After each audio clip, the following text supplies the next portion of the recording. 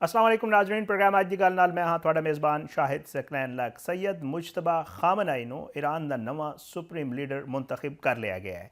वो शहीद आयतुल्ला खामनई दे साहिबजादे ने। ईरानी सरकारी मीडिया के मुताबिक मजलिस खबरगान ने वोटिंग के जरिए उन्होंने नां की मंजूरी दी है, जिथे उन्होंने भारी अक्सरीयत हासिल हुई है। रिपोर्टां ये दस रहे हैं कि सैयद मुजतबा खामनई ईरान के तीजे सुप्रीम लीडर होंगे। मजलिस खबरगान के अरकान का कहना है कि मुल्क क्यादत के खला तो बचने लई असी फौरन जड़ा है नवा रहबर मुंतखब किया है और ये अमल जड़ा है मुकम्मल कर लिया गया है। ईरानी सरकारी मीडिया के मुताबिक मजलिस खबरगान के इजलास कौमी इत्तेहाद ते इस्तेहकाम उत्ते भी जोर दिता गया है। इजलास शरीक अरकान ने आवाम नूं अपील की है कि वह नवे सुप्रीम लीडर की क्यादत उत्ते एतमाद का इजहार करन ते मुल्क इत्तेहाद ते यकजहती बरकरार रखें। और अज ईरान दे विच बाकायदा तौर पर लोग जो बाहर आए और उन्होंने बैयत का सिलसिला जोड़ा है वह जारी हो गया है। दूजे पासे अमरीका के सदर डोनाल्ड ट्रंप ने ईरान के नवे सुप्रीम लीडर मुजतबा खामनई की नामजदगी उत्ते बराह रास्त तबसरा करने तो गुरेज किया है। इसराइली अखबार नूं दिते गए एक इंटरव्यू में सदर ट्रंप ने इस मामले उत्ते मुख्तसर रद्द-ए-अमल देंदे हुए कहा कि वेखांगे अगे की होंदा है। उन्होंने मजीद आख्या कि ईरान नाल जारी जंग नूं खत्म करने बारे फैसला जड़ा है इसराइली वज़ीर आज़म बेंजामिन नेतन्याहू नाल इत्तफाक राय नाल कीता जावेगा। ट्रंप के मुताबिक इस मामले उत्ते उन्हां दी जड़ा है वह नेतन्याहू नाल गलबात हो चुकी है तो मुनासिब वक्त उत्ते फैसला कर लिया जाएगा।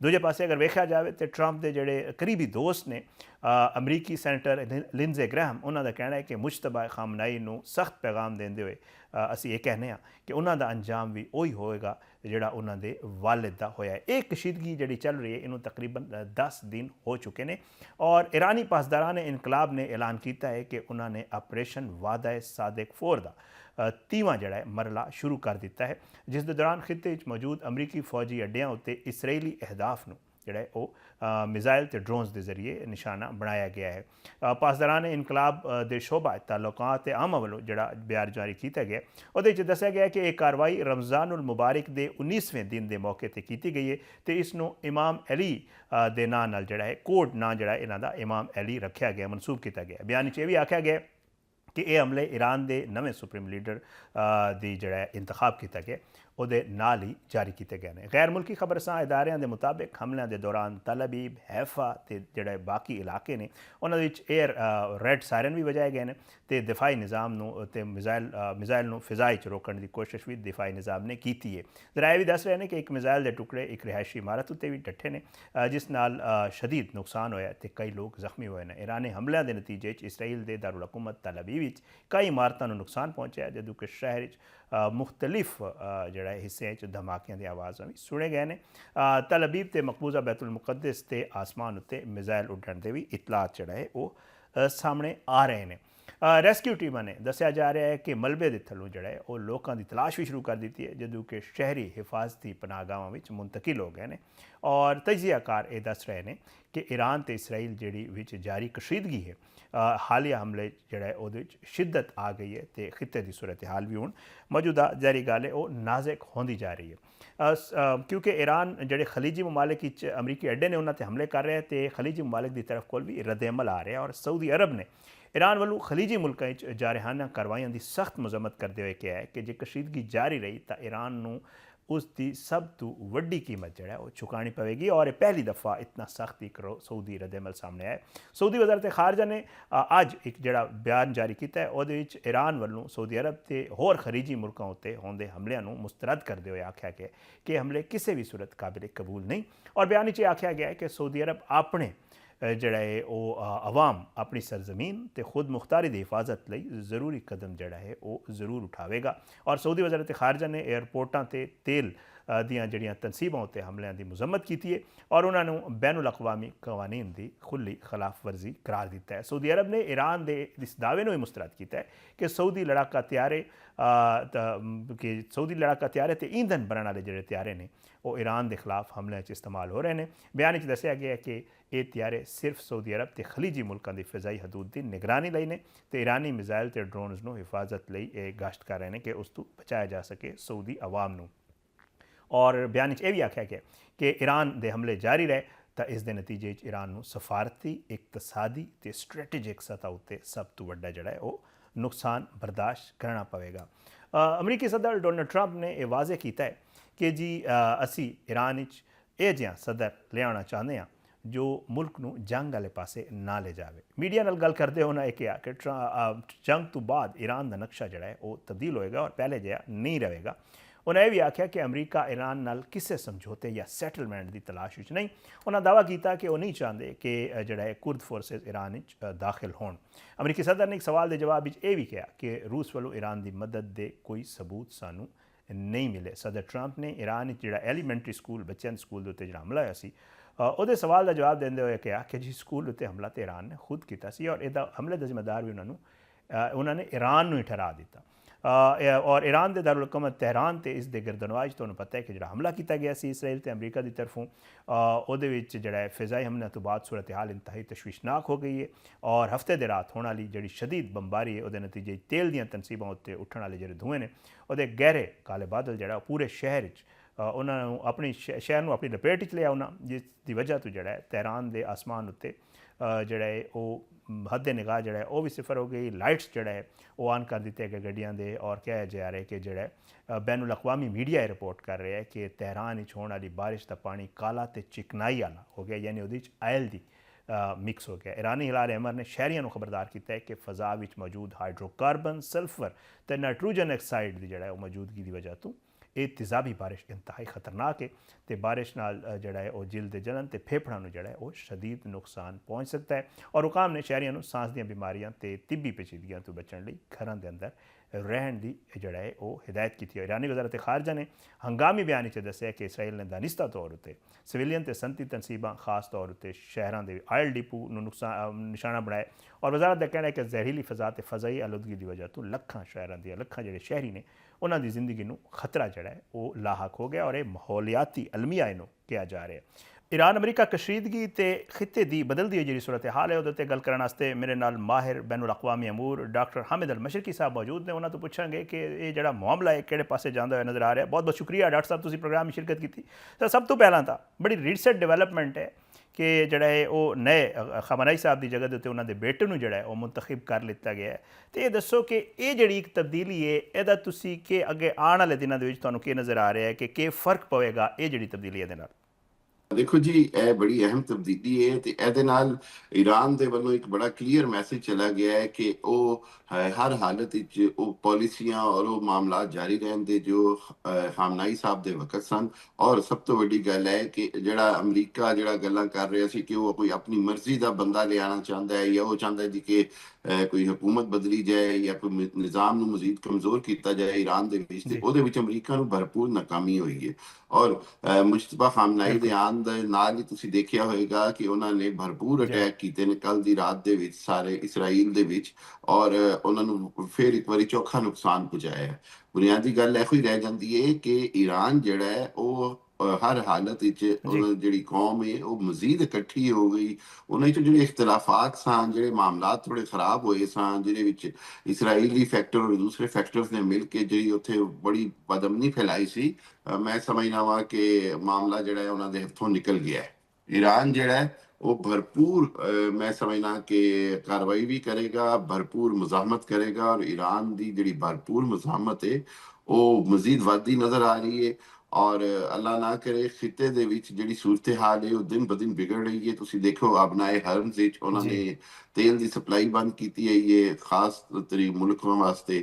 ਦੂਸਰੇ ਪਾਸੇ ਉਹ ਉਹਨਾਂ ਨੇ ਹੁਣ ਖਾਮਨਾਈ ਸਾਹਿਬ ਦਾ ਤੇ ਜਿਹੜੇ ਇਹਨਾਂ ਦੇ ਬੇਟੇ ਮੁਸ਼ਤਬਾ ਖਾਮਨਾਈ ਨੇ ਇਹਨਾਂ ਦਾ ਜਿਸ ਤਰ੍ਹਾਂ ਪਾਸਦਾਰਾਂ ਨੇ ਇਨਕਲਾਬ ਦੇ ਨਾਲ ਸੁਪਰੀਮ ਕੌਂਸਲ ਦੇ ਵਿੱਚ ਜਿਹੜਾ ਇਹਨਾਂ ਦਾ ਅਸਲ ਰਸੂਖ ਹੈ ਉਹ ਬੜਾ ਬਹੁਤ ਮੁਕੰਮਲ ਔਰ ਬੜਾ ਵਾਜ਼ੇ ਕੰਟਰੋਲ ਦੇ ਨਾਲ ਹੈ। ਮੈਂ ਸਮਝਦਾ ਵਾਂ ਕਿ ਹੁਣ ਜਦੋਂ ਲੀਡਰਸ਼ਿਪ ਆ ਜਾਂਦੀ ਹੈ ਤੇ ਫਿਰ ਮਾਮਲਾਤ ਮਜ਼ੀਦ ਕਲੈਰਿਟੀ ਦੇ ਨਾਲ ਅੱਗੇ ਵੱਧਦੇ ਨੇ। ਔਰ ਇਹੋ ਹੀ ਸੂਰਤ ਹਾਲ ਹੈ ਫਿਲਹਾਲ ਈਰਾਨ ਦੇ ਵਿੱਚ ਇਹ ਕਿ ਮਾਮਲਾਤ ਜਿਹੜੇ ਨੇ ਉਹ ਬੜੇ ਹੱਦ ਤੱਕ ਈਰਾਨ ਦੀ ਆਵਾਮ ਤੇ ਸੁਪਰੀਮ ਕੌਂਸਲ, ਪਾਸਦਾਰਾਂ ਨੇ ਇਨਕਲਾਬ ਔਰ ਜਿਹੜੀ ਫੌਜ ਹੈ ਉਹ ਸਾਰੇ ਇੱਕ ਇਕੱਠ ਦੇ ਨਾਲ ਦੁਸ਼ਮਣ ਦਾ ਮੁਕਾਬਲਾ ਕਰ ਰਹੇ ਨੇ ਔਰ ਦੁਸ਼ਮਣ ਨੂੰ ਬਹੁਤ ਨੁਕਸਾਨ ਪਹੁੰਚਾ ਰਹੇ ਨੇ। ਅੱਛਾ ਡਾਕਟਰ ਸਾਹਿਬ, ਜਿਹੜੀ ਖਿੱਤੇ ਦੀ ਸੂਰਤ ਹਾਲ ਹੈ ਸਪੈਸ਼ਲੀ ਅਗਰ ਮੈਂ ਖਲੀਜੀ ਮਮਾਲਿਕ ਦੀ ਗੱਲ ਕਰਾਂ, ਈਰਾਨ ਦੀ ਤਰਫੋਂ ਜਿਹੜਾ ਹੈ ਉਹ ਹਮਲੇ ਕੀਤੇ ਗਏ, ਫਿਰ ਇੱਕ ਮਾਫੀ ਜਿਹੜਾ ਹੈ ਸਦਰ ਸਾਹਿਬ ਜਿਹੜੇ ਨੇ ਈਰਾਨ ਦੇ ਉਹਨਾਂ ਦੀ ਤਰਫ ਕੋਲ, ਫਿਰ ਉਹਦੇ ਬਾਅਦ ਖਲੀਜੀ ਮਮਾਲਿਕ ਦੇ ਰੱਦ ਅਮਲ ਆ ਰਹੇ ਹੈ। ਸਊਦੀਆ ਦਾ ਅੱਜ ਸਟੇਟਮੈਂਟ ਹੈ ਕਿ ਜੀ ਸਖਤ ਰੱਦ ਅਮਲ ਦਿੱਤਾ ਔਰ ਕਹਿੰਦੇ ਨੇ ਕਿ ਜੀ ਬਿਹਤਰ ਹੈ ਕਿ ਈਰਾਨ ਜਿਹੜਾ ਹੈ ਉਹ ਆਪਣੀ ਜਿਹੜੀ ਪਾਲਿਸੀ ਉਹਦੇ 'ਤੇ ਨਜ਼ਰਸਾਨੀ ਕਰੇ, ਨਹੀਂ ਤੇ ਅਸੀਂ ਰੱਦ ਅਮਲ ਦੇਵਾਂਗੇ। ਤੇ ਕੀ ਨਜ਼ਰ ਆ ਰਿਹਾ ਖੁਦਾ ਨ ਖਾਸਤਾ ਜਿਹੜੀ ਇੱਕ ਕੋਸ਼ਿਸ਼ ਕਹੀ ਜਾ ਰਹੀ ਹੈ ਕਿ ਇਸਰਾਈਲ ਅਮਰੀਕਾ ਦੀ ਕੋਸ਼ਿਸ਼ ਹੈ ਕਿ ਜਿਹੜੇ ਮੁਸਲਿਮ ਮਮਾਲਿਕ ਨੇ ਆਪਸ ਵਿੱਚ ਲੜ ਪੈਣ, ਇਹਨਾਂ ਦੇ ਆਪਸ ਵਿੱਚ ਮਾਮਲਾਤ ਖਰਾਬ ਹੋਣ। ਤੇ ਕੀ ਨਜ਼ਰ ਆ ਰਿਹਾ ਕੋਈ ਮਾਮਲਾ ਇੱਥੇ ਖਲੀਜ ਵਿੱਚ ਜਿਹੜੀ ਸਾਡੀ ਜਿਹੜੇ ਖਲੀਜੀ ਮਮਾਲਿਕ ਨੇ ਆਪਸ ਵਿੱਚ ਉਹਨਾਂ ਦਾ ਕੋਈ ਮਸਲਾ ਵੱਧਦਾ ਹੋਇਆ ਤਾਂ ਨਜ਼ਰ ਨਹੀਂ ਆ ਰਿਹਾ ਤੁਹਾਨੂੰ? ਦੇਖੋ, ਇਹ ਗੱਲ ਇਹ ਕਿ ਈਰਾਨ ਨੇ ਇਹ ਜੰਗ ਸ਼ੁਰੂ ਹੋਣ ਤੋਂ ਪਹਿਲੇ ਵੀ ਕਿਹਾ ਕਿ ਜੀ ਜਿਹੜੇ ਅਮਰੀਕੀ ਮਫਾਦਾਤ ਜਾਂ ਅੱਡੇ ਜਿਨ੍ਹਾਂ ਮੁਲਕਾਂ 'ਚ ਵੀ ਨੇ, ਮੈਨੂੰ ਮਜਬੂਰਨ ਉਹਨਾਂ ਤੇ ਹਮਲਾ ਕਰਨਾ ਪਏਗਾ। ਠੀਕ ਔਰ ਹੈ। ਉਹਨੇ ਇਹੋ ਹੀ ਕੀਤਾ। ਉਸ ਤੋਂ ਬਾਅਦ ਵਿੱਚ ਜਿਹੜਾ ਕਹਿੰਦਾ ਹੈ ਕਿ ਜਿਹੜਾ ਦੂਜਾ ਕੰਮ ਖਰਾਬ ਕੀਤਾ ਉਹ ਇਸਰਾਈਲ ਨੇ ਕਿ ਉਹਨੇ ਆਪ ਡਾਇਰੈਕਟ ਮਿਜ਼ਾਈਲ ਅਰਾਮਕੋ ਤੇ ਦੂਸਰੀਆਂ ਬਹਿਰੀਨ ਦੀ ਆਇਲ ਰਿਫਾਈਨਰੀ ਤੇ ਸੁੱਟੇ, ਤੇ ਇਲਜ਼ਾਮ ਜੀ ਜਿਹੜਾ ਹੈ ਉਹ ਈਰਾਨ ਤੇ ਲਾ ਦਿੱਤਾ। ਈਰਾਨ ਨੇ ਫੌਰਨ ਉਹਨੂੰ ਠੀਕ ਡਿਨਾਈ ਵੀ ਕੀਤਾ ਔਰ ਨਾਲ ਦੱਸਿਆ ਕਿ ਜੀ ਮੈਂ ਨਹੀਂ ਕਰ ਰਿਹਾ। ਔਰ ਉਹਨਾਂ ਨੇ ਉਸ ਤੋਂ ਬਾਅਦ ਸੈਟਲਾਈਟ ਦੇ ਜ਼ਰੀਏ ਸਾਬਤ ਹੋਇਆ ਕਿ ਉਹ ਮਿਜ਼ਾਈਲ ਜਿਹੜੇ ਨੇ ਉਹ ਕਿੱਥੋਂ ਹੋਰੋਂ ਆਏ ਨੇ। ਅੱਛਾ, ਇਹਦੇ ਬਾਅਦ ਮੁਸਲਿਮ ਮਮਾਲਿਕ ਦੇ ਵਾਸਤੇ ਮੇਰਾ ਖਿਆਲ ਹੈ ਕਿ ਅੰਡਰਸਟੈਂਡ ਕਰਨਾ ਬੜਾ ਆਸਾਨ ਹੈ ਕਿ ਕੋਈ ਦੂਜਾ ਦੁਸ਼ਮਣ ਹੈ ਜਿਹੜਾ ਚਾਹੁੰਦਾ ਹੈ ਕਿ ਹਰ ਹਾਲਤ ਵਿੱਚ ਆਪਸ ਵਿੱਚ ਮੁਸਲਮਾਨ ਲੜ ਪੈਣ। ਅੱਲਾਹ ਕਰੇ ਮੈਂ ਅਸੀਂ ਇਹ ਇੱਦਾਂ ਨਾ ਸਮਝਦਾ ਵਾਂ ਕਿ ਦੋਵੇਂ ਧਿਰਾਂ ਨੂੰ ਇਸ ਮਾਮਲੇ 'ਚ ਹੋਸ਼ਮੰਦੀ ਨਾਲ ਕੰਮ ਲੈਣਾ ਚਾਹੀਦਾ ਹੈ ਔਰ ਬੜਾ ਕੈਲਕੂਲੇਟਿਡ ਔਰ ਸੈਂਸਿਬਲ ਡਿਸੀਜਨਸ ਲੈਣੇ ਚਾਹੀਦੇ ਨੇ। ਮੇਰਾ ਖਿਆਲ ਹੈ ਕਿ ਹੁਣ ਤੁਸੀਂ ਦੇਖੋ ਕਿ ਕੱਲ ਦੇ ਵਿੱਚ ਅਮਰੀਕੀ ਕੌਂਸਲ ਖਾਨੇ ਜਿਹੜੇ ਨੇ ਸਾਊਦੀਆ ਵਿੱਚ, ਉਹਨਾਂ ਦਾ ਸਾਰਾ ਅਮਲਾ ਕੱਢ ਲਿੱਤਾ ਜਾ ਰਿਹਾ ਹੈ ਔਰ ਕਹਿ ਦਿੱਤਾ ਜੀ ਗਿਆ ਜੀ ਕਿ ਅਸੀਂ ਇੱਕ ਤਰ੍ਹਾਂ ਅਮਰੀਕੀ ਜਿੰਨੇ ਵੀ ਨੇ ਉਹ ਸਾਊਦੀਆ ਤੋਂ ਨਿਕਲਣੇ ਸ਼ੁਰੂ ਹੋ ਗਏ ਨੇ। ਮੇਰਾ ਠੀਕ ਖਿਆਲ ਹੈ ਅਗਰ ਇਹ ਹੋ ਜਾਂਦਾ ਤਾਂ ਫਿਰ ਈਰਾਨ ਦੇ ਕੋਲ ਕੋਈ ਵਜ੍ਹਾ ਨਹੀਂ ਰਹਿ ਜਾਏਗੀ ਕਿ ਉਹ ਸਾਊਦੀਆ ਦੇ ਉੱਤੇ ਹਮਲੇ ਕਰੇ। ਔਰ ਸਾਊਦੀਆ ਦੀ ਅਗਰ ਉਹ ਬੇਸਿਸ ਦੇ ਉੱਤੇ ਰਹਿ ਜਾਂਦੇ ਨੇ ਫੌਜੀ, ਤੇ ਉਹ ਵੀ ਉਹਨੂੰ ਚਾਹੀਦਾ ਹੈ ਕਿ ਜ਼ਿਆਦਾ ਕੰਸਨਟ੍ਰੇਸ਼ਨ ਜਿਹੜੀ ਹੈ ਉਹ ਤਲਬੀਬ, ਹੈਫਾ ਤੇ ਇਸਰਾਈਲ ਦੇ ਖਿਲਾਫ ਕਰੇ। ਔਰ ਜਿਹੜਾ ਕੋਈ ਇਹੋ ਜਿਹਾ ਹਮਲਾ ਹੈ ਉਹ ਬੜਾ ਕੈਲਕੂਲੇਟਿਡ ਅਗਰ ਹੈਗਾ ਹੈ ਤੇ ਉਹਦੇ ਵਿੱਚ ਸਾਊਦੀ ਅਰਬ ਨੂੰ ਥੋੜਾ ਜਿਹਾ ਤਹਮਲ ਵੀ ਦਿਖਾਣਾ ਪਏਗਾ। ਮੇਰਾ ਖਿਆਲ ਹੈ ਕਿ ਪਾਕਿਸਤਾਨ ਦਾ ਰੋਲ ਬੜਾ ਅਹਿਮ ਹੈ। ਬੈਕ ਚੈਨਲ ਡਿਪਲੋਮੇਸੀ ਤੇ ਪਾਕਿਸਤਾਨ ਆਪਣਾ ਕੰਮ ਕਰ ਰਿਹਾ ਹੈ। ਔਰ ਅਗਰ ਹਾਲੇ ਤੱਕ ਮੈਂ ਸਮਝਦਾ ਕਿ ਕੋਈ ਬਹੁਤ ਅੱਲਾਹ ਨਾ ਕਰੇ ਕੋਈ ਇਖਤਲਾਫ ਪੈਦਾ ਨਹੀਂ ਹੋਇਆ ਸਾਊਦੀ ਅਰਬ ਤੇ ਈਰਾਨ ਦੇ ਵਿੱਚ, ਜਾਂ ਕੋਈ ਜੰਗ ਦੀ ਸੂਰਤ-ਹਾਲ ਨਹੀਂ ਬਣ ਰਹੀ, ਤੇ ਇਹਦੇ ਵਿੱਚ ਪਾਕਿਸਤਾਨ ਦਾ ਬੜਾ ਵੱਡਾ ਕਿਰਦਾਰ ਹੈ ਔਰ ਉਸੇ ਵਜ੍ਹਾ ਨਾਲ ਇਹ ਕੰਮ ਉਸ ਪਾਸੇ ਨਹੀਂ ਜਾ ਰਿਹਾ। ਦੁਆ ਵੀ ਸਾਡੀ ਹੈ, ਕੋਸ਼ਿਸ਼ ਵੀ ਇਹੀ ਹੋਣੀ ਚਾਹੀਦੀ ਹੈ ਪਾਕਿਸਤਾਨ ਦੀ ਵੀ ਤੇ ਦੂਜੇ ਦੋਸਤ ਹਮਸਾਇਆ ਮੁਲਕਾਂ ਦੀ ਵੀ, ਕਿ ਕਿਸੇ ਵੀ ਹਾਲਤ ਵਿੱਚ ਆਪਸ ਵਿੱਚ ਜੰਗ ਨਾ ਹੋਵੇ, ਬਲਕਿ ਇਸਰਾਈਲ ਨੂੰ ਟਾਰਗੇਟ ਕੀਤਾ ਜਾਏ, ਈਰਾਨ ਨੂੰ ਟਾਰਗੇਟ ਕੀਤਾ ਜਾਏ ਔਰ ਅਮਰੀਕਾ ਨੂੰ ਟਾਰਗੇਟ ਕੀਤਾ ਜਾਏ। ਔਰ ਜਿਹੜਾ ਮਾਮਲਾ ਹੈ ਉਹਨੂੰ ਇਸਰਾਈਲ ਅਮਰੀਕਾ ਜੰਗ ਦੀ ਸੂਰਤ-ਹਾਲ ਵਿੱਚ ਰੱਖਿਆ ਜਾਏ, ਨਾ ਕਿ ਇਹਦੇ ਵਿੱਚ ਦੂਜੇ ਮੁਲਕਾਂ ਨੂੰ ਵਾੜਿਆ ਜਾਏ ਜਾਂ ਘਸੀਟਿਆ ਜਾਏ। ਡਾਕਟਰ ਸਾਹਿਬ, ਆਪੂ ਤੁਸੀਂ ਜ਼ਿਕਰ ਕਰ ਗਏ ਹੋ, ਮੈਂ ਇਹ ਪੁੱਛਣਾ ਚਾਹ ਰਿਹਾ ਸੀ ਕਿ ਵੇਖੋ ਸਾਡਾ ਇੱਕ ਡਿਫੈਂਸ ਐਗਰੀਮੈਂਟ ਹੈ ਔਰ ਉਹਦੇ ਉੱਤੇ ਤੁਹਾਨੂੰ ਪਤਾ ਹੈ ਕਿ ਸਾਡੇ ਫੀਲਡ ਮਾਰਸ਼ਲ ਸਾਹਿਬ ਦੀ ਇੱਕ ਮੁਲਾਕਾਤ ਵੀ ਹੋਈ ਹੈ ਗੁਜ਼ਸ਼ਤਾ ਰੋਜ਼। ਇਹ ਦੱਸੋ ਕਿ ਸਾਊਦੀਆ ਤੇ ਈਰਾਨ ਦਾ ਆਪਸ ਵਿੱਚ ਮਾਮਲਾ ਖਰਾਬ ਹੋ ਰਿਹਾ ਹੈ, ਸਾਡਾ ਜਿਹੜਾ ਡਿਫੈਂਸ ਐਗਰੀਮੈਂਟ ਹੈ, ਔਰ ਅਸੀਂ ਵਾਰੀ ਕਹਿ ਵੀ ਰਹੇ ਹਾਂ ਕਿ ਜੀ ਈਰਾਨ ਨੂੰ ਅਸੀਂ ਰਿਕੁਐਸਟ ਵੀ ਕਰ ਰਹੇ ਹਾਂ ਔਰ ਈਰਾਨ ਨਾਲ ਗੱਲਬਾਤ ਵੀ ਹੋ ਰਹੀ ਹੈ ਕਿ ਜੀ ਉਹ ਨਪਾਤੁੱਲਾ ਅੰਦਾਜ਼ ਅਪਣਾਵੇ। ਤੇ ਇਹ ਪਾਕਿਸਤਾਨ ਵਾਸਤੇ ਕੀ ਨਜ਼ਰ ਆ ਰਿਹਾ ਹੈ ਕਿ ਇਹ ਬੈਲੈਂਸ ਕਰਨਾ, ਕਿਉਂਕਿ ਸਾਊਦੀਆ ਨਾਲ ਹੀ ਤਾਲੁਕਾਤ ਨੇ, ਈਰਾਨ ਵੀ ਬਾਰਡਰ ਤੇ ਬਰਾਦਰ ਇਸਲਾਮੀ ਮੁਲਕ ਹੈ, ਉਹਦੇ ਨਾਲ ਵੀ ਸਾਡੇ ਬਿਹਤਰੀਨ ਤਾਲੁਕਾਤ ਨੇ।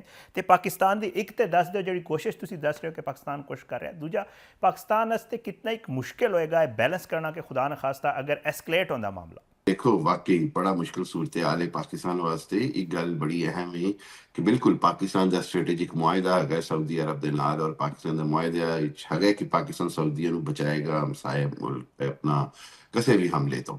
ਲੇਕਿਨ ਜੀ ਦੂਜੇ ਜੀ ਪਾਸੇ ਇਹ ਸਾਨੂੰ ਸਾਰਿਆਂ ਨੂੰ ਪਤਾ ਹੈ ਕਿ ਇਸ ਈਰਾਨ ਅੱਲਾ ਨਾ ਕਰੇ ਅਗਰ ਜੰਗ ਹਾਰ ਜਾਂਦਾ ਹੈ ਔਰ ਈਰਾਨ ਦੇ ਵਿੱਚ ਇੱਕ ਰਜ਼ਾ ਸ਼ਾਹ ਪਹਿਲਵੀ ਜਾਂ ਇਹੋ ਜਿਹੀ ਕੋਈ ਹੁਕੂਮਤ ਆ ਜਾਂਦੀ ਹੈ ਜਿਹੜੀ ਬਿਲਕੁਲ ਇਸਰਾਈਲ ਨਵਾਜ਼ ਹੁਕੂਮਤ ਹੈ, ਅਮਰੀਕਾ ਤੇ ਇਸਰਾਈਲ ਦੇ ਗੱਠਜੋੜ ਦੀ ਹੁਕੂਮਤ ਹੈ, ਤੇ ਇਹਦਾ ਮਤਲਬ ਠੀਕ ਇਹ ਹੋਏਗਾ ਕਿ ਪਾਕਿਸਤਾਨ ਦੇ ਬਾਰਡਰਾਂ ਦੇ ਉੱਤੇ ਯਹੂਦੀ ਔਰ ਇਸਰਾਈਲੀ ਆ ਕੇ ਬੈਠ ਗਏ ਔਰ ਉਹ ਪਾਕਿਸਤਾਨ ਵਾਸਤੇ ਜੀ ਬਿਲਕੁਲ ਹੈ ਜੀ ਨਾਕਾਬਲੇ ਕਬੂਲ, ਨਾਕਾਬਲੇ ਫਹਿਮ ਗੱਲ ਹੈ। ਇਹ ਬੜੀ ਮੁਸ਼ਕਿਲ ਸੂਰਤ-ਹਾਲ ਹੈ।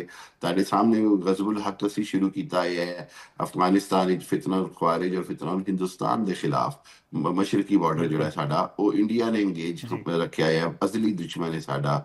ਮਗਰਬੀ ਬਾਰਡਰ ਤੇ ਅਫਗਾਨਿਸਤਾਨ ਹੈ, ਇਧਰ ਨਾਰਥ ਵੈਸਟ ਵਿੱਚ ਈਰਾਨ ਹੈ। ਅਗਰ ਅਸੀਂ ਇਸ ਤਰ੍ਹਾਂ ਇੰਝ ਦੁਸ਼ਮਣਾਂ ਦੇ ਘੇਰੇ ਵਿੱਚ ਰਹਿ ਕੇ ਤੇ ਬੜੀ ਮੁਸ਼ਕਿਲ ਹੋ ਜਾਂਦੀ ਹੈ ਸਾਡੇ ਵਾਸਤੇ। ਸੋ ਮੇਰਾ ਖਿਆਲ ਹੈ ਕਿ ਪਾਕਿਸਤਾਨ ਦੀ ਭਰਪੂਰ ਕੋਸ਼ਿਸ਼ ਹੈ, ਹਰ ਹਾਲਤ ਵਿੱਚ ਕੋਸ਼ਿਸ਼ ਹੈ ਕਿ ਦੋਨਾਂ ਮੁਲਕਾਂ ਦੀ ਆਪਸ ਵਿੱਚ ਜੰਗ ਨਾ ਹੋਵੇ ਔਰ ਪਾਕਿਸਤਾਨ ਇਹਨਾਂ ਦੇ ਵਿੱਚ ਇੱਕ ਤਰ੍ਹਾਂ ਹਰ ਹਾਲਤ ਵਿੱਚ ਜੰਗ ਬੰਦੀ ਕਰਾਏ ਰੱਖੇ। ਇਹਨੂੰ ਪਾਕਿਸਤਾਨ ਆਪਣਾ ਅਸਰ ਰਸੂਖ ਈਰਾਨ ਦੇ ਹਵਾਲੇ ਨਾਲ ਵੀ ਇਸਤੇਮਾਲ ਕਰ ਰਿਹਾ ਔਰ ਮਜ਼ੀਦ ਕਰੇਗਾ ਕਿ ਤੁਸੀਂ ਹੂੰ ਸਾਊਦੀ ਅਰਬ ਤੇ ਹਮਲੇ ਨਾ ਕਰੋ, ਤਾਂ ਕਿ ਪਾਕਿਸਤਾਨ ਦੀ ਪੋਜੀਸ਼ਨ ਮਜ਼ੀਦ ਖਰਾਬ ਨਾ ਹੋਵੇ। ਮੇਰਾ ਖਿਆਲ ਹੈ ਪਾਕਿਸਤਾਨ ਨੂੰ ਇਹਦੇ 'ਚ ਇਨਸ਼ਾਅੱਲਾ ਕਾਮਯਾਬੀ ਮਿਲੇਗੀ ਮੌਜੂਦਾ ਸੂਰਤ-ਏ-ਹਾਲ ਦੇ ਵਿੱਚ। ਚਾਈਨਾ ਦਾ ਵੀ ਕਿਰਦਾਰ ਹੈ, ਬਾਕੀ ਰੂਸ ਦਾ ਵੀ ਕਿਰਦਾਰ ਹੈ, ਤੇ ਪਾਕਿਸਤਾਨ ਨੂੰ ਮੇਰਾ ਖਿਆਲ ਹੈ ਇਹਦੇ ਵਿੱਚ ਜ਼ਰੂਰ ਕਾਮਯਾਬੀ ਮਿਲੇਗੀ ਕਿ ਇਨਸ਼ਾਅੱਲਾ ਨੌਬਤ ਸਾਊਦੀ ਅਰਬ ਤੇ ਈਰਾਨ ਦੀ ਜੰਗ ਨਹੀਂ ਆਏਗੀ। ਡਾਕਟਰ ਸਾਹਿਬ ਨਾਲ ਹੀ ਰਹਿਣਾ, ਇੱਕ ਛੋਟਾ ਜਿਹਾ ਬ੍ਰੇਕ ਲੈਣਾ, ਬ੍ਰੇਕ ਦੇ ਬਾਅਦ ਵਾਪਸ ਆने ਕੁਝ ਮਜ਼ੀਦ ਮਾਮਲਾਤ ਤੇ ਗੱਲ ਕਰਾਂਗੇ।